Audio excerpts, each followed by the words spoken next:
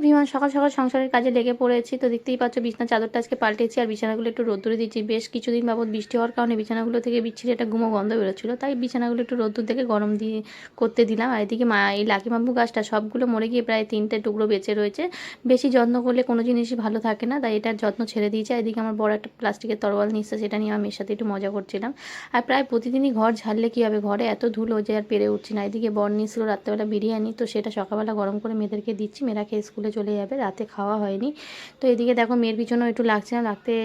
তারপর মেয়ে স্কুল চলে যাওয়ার পরে চলে গেলাম রান্নাঘরে। তো রান্নাবান্না তো করতেই হবে, তো এদিকে মাছ ভাজা বসিয়ে দিয়েছি আর করবো হচ্ছে ইলিশ মাছ ভাবা। তো ইলিশ মাছ ভাবার জন্য ইলিশ মাছটাকে আগে থেকে সর্ষে পেঁয়াজ সর্ষে তেল দিয়ে মাখিয়ে একদম ম্যারিনেট করে 15 মিনিট মতো রেখে দিয়েছি। এদিকে রান্নার সাথে সাথে ঘরের কাজগুলোও সারতে হবে। তো বিছনাগুলো প্রায় রোদ খাওয়া হয়ে গেছে আর অনেকটাই বেলা হয়ে গেছে, তো বিছনাগুলো তুলে নিয়ে আমি একটু ভালো করে গুছিয়ে গাছিয়ে নিচ্ছিলাম। আর এদিকে আমার ইলিশ মাছ ভাবা হয়ে গেছে, মাছ হয়ে গেছে, আর করছি পুঁই শাকের ডাঁটা দিয়ে মাছের মাথা দিয়ে তেল দিয়ে একটা চচ্চড়ি। আর করবো হচ্ছে কাঁকরোলের একটা রেসিপি, তো সেটা তোমাদের সাথে অন্য একটা ভিডিওতে শেয়ার করব। তো এখানে দেখো কাঁকরোলগুলোকে আমি একটু সিদ্ধ করতে দিয়ে দিচ্ছি নুন হলুদ জলে। তারপরে সবার লাস্টে আমার হচ্ছে এটা কি বলো তো, ইলিশ মাছের তেল ভাজা। ইলিশ মাছ হবে, ইলিশ মাছের তেল ভাজা হবে না তাই কখনো হয়? এদিকে দেখো আমাদের বাড়িতে কত গাছ নিয়ে এসছে।